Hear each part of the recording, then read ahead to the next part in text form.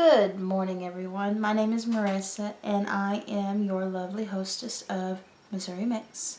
And I am bringing you a stitch tutorial this morning. I didn't know what to do. I usually post a video on Tuesdays and Fridays, or at least I try to. And usually Tuesdays I'll either dye yarn or I'll do a stitch tutorial or some sort of tutorial type thing, and then Fridays is podcast day. And I was racking my brain on what to do, and then I realized I'm working on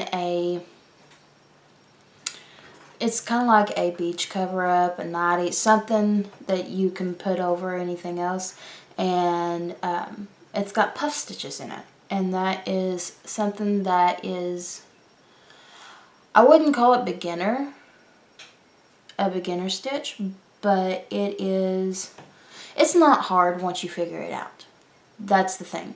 And I figured I would bring you a tutorial on how to do that so that even a beginner can do the puff stitch. It's not hard. There are no stitch multiples to it either. Now, depending on what pattern you use will depend on how many stitches you have.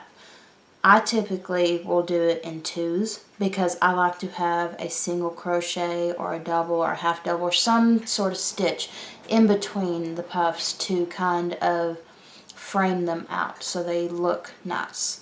But you can put a puff stitch beside a puff stitch. There are no stitch multiples to the puff stitch. So go ahead and grab you a hook and some yarn, and let's go ahead and get with it. Today, all I'm using is a number 4 weight acrylic yarn with a 5mm crochet hook. This is a size 5H. And I'm just going to chain 12 stitches. So 3, 4, 5, 6, 7, 8, 9, 10, 11, 12.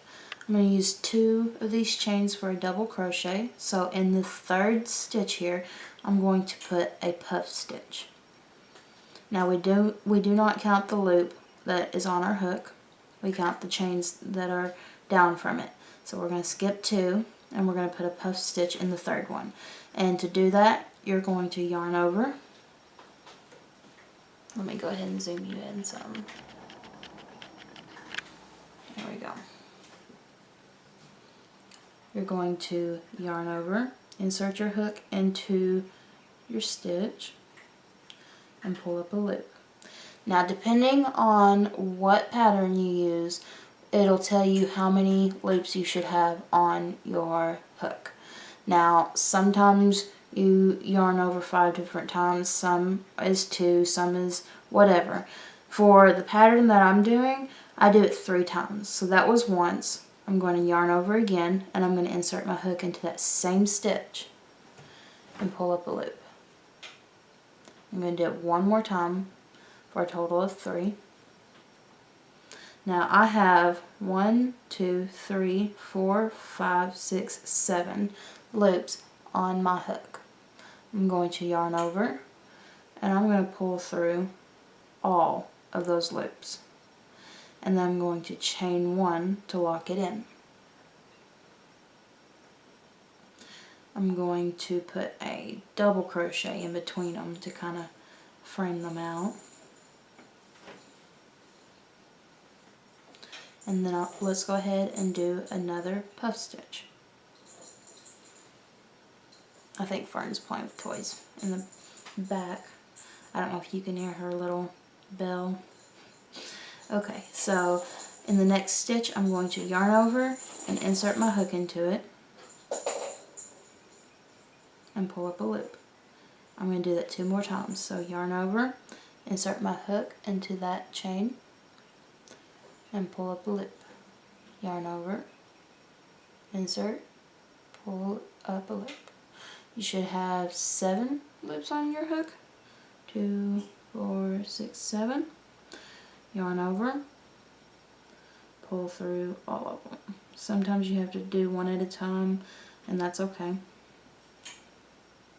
depending on if your yarn is kind of splitty or not. Will depend on how easy you can pull all those through.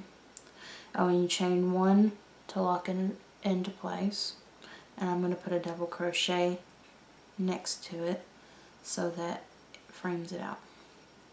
And if you look, there's a little bit more texture on this side than there is on this side, but you still have a really pretty stitch.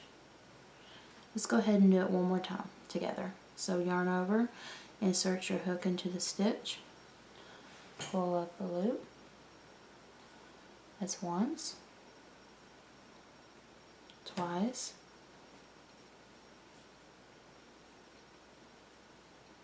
three times.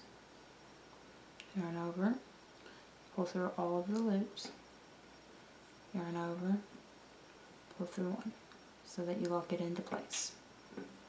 And that's all there is to it, to the puff stitch. I hope this tutorial was helpful. If you have any questions, feel free to leave me a comment in the comment section of this video, or you can email me at MissouriMakes@yahoo.com, and I will be happy to help you with anything I can. Y'all have a wonderful day.